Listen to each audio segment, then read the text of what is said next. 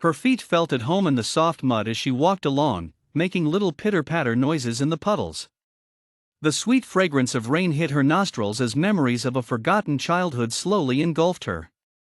The ancestral house was its usual glorious, towering self more welcoming in her eyes than any of her family members. She closed her eyes as the nervousness and alarming frustration that normally accompany second-guessing threatened to cause a headache once more. She knew that the decision to come back and face everyone had not been an impulsive one but an intuitive one. From a very young age, she had always been branded the aloof one, the unsocial one who did not talk or play like the other kids. You did not have to look very far to make comparisons when you were born in a huge family who stayed together. There were plenty of opportunities inside the house itself. She had always been fascinated with the huge banyan tree and the numerous coconut trees that had been her faithful allies in all her adventures. They were part of her very own Jungle Book recreation expedition, though she had later on realized that it had been a very bad idea to attempt swinging from one branch to another like Mowgli had done. After getting an earful that seemed to last a whole month from almost everyone in the household, she had taken a solemn oath to stick to the wise old banyan tree that had offered a comforting branch to many a tear that characterized the lonely evenings. She had leaned on its weathered trunk on so many occasions that it had become a refuge of sorts from the multiple scrapes that she always seemed to be getting into. As she struggled to come back to reality, she realized that she had almost reached the doorway, and all that was left to do now was knock. A face suddenly peeped out of the window directly above her head, and let out an ear-splitting shriek that rattled the birds out of their peaceful snooze. It was indeed a rare sight, she thought to herself wryly, as excited voices could be heard chattering in high frequency from inside the house now. The door opened with a gusto, and she was greeted by the familiar face of her grandmother, who had her customary stern look, but her eyes were a giveaway. They were brimming with a hidden joy at seeing her granddaughter after what felt like a lifetime. She could not make out the silhouettes of her parents among the bustling crowd of aunts and uncles craning their necks to see if her arrival was really true, or she was merely an apparition.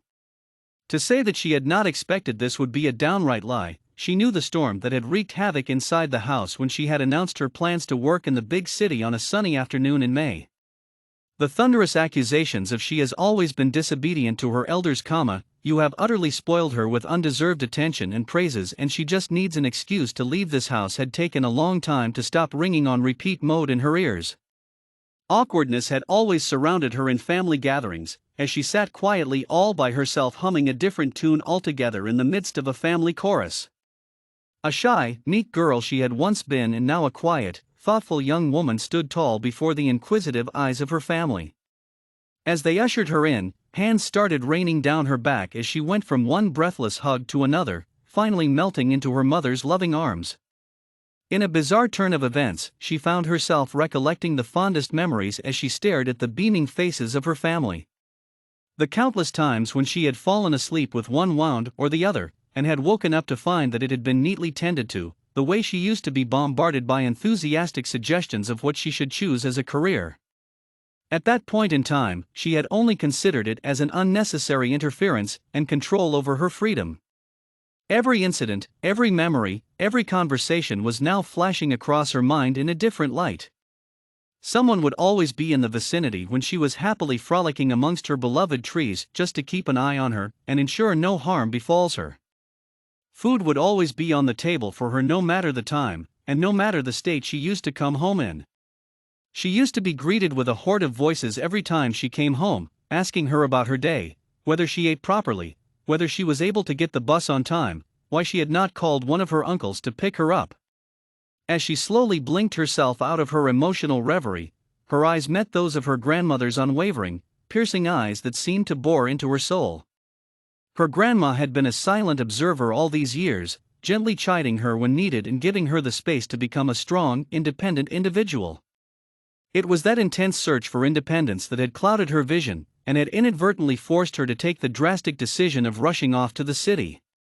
Even in those times of struggle, she had not realized the timeless worth of a family's love. Instead, she had misdirected the pain into unbridled anger. Anger at always being misunderstood, annoyance at being ignored and lost amidst the cacophony of a busy, chirpy, talkative family. It was now as she witnessed the heartfelt welcome and the barely hidden excitement that she had finally come back did she realize with a pang how much she had missed them. Later that evening, she found herself sandwiched between two little cousins, who were energetically fighting over the possession of her mobile phone. The affection showered upon her had left her speechless, for she had never let herself dwell upon the depth that each little gesture of love carried. She did not, however, escape totally unscathed from her latest adventure of flying away to the city, though. She had to endure hours of concerned lectures, and could only imagine how overprepared she would be the next time she left the house. The smile that adorned her face was a genuine one, a smile of someone who truly appreciated what she had been bestowed with. Her day had begun with a dangerous driving to work thanks to the forgotten alarm which lay broken under the bed, and had ended with the majestic chiming of the grandfather clock she had grown to love in her home.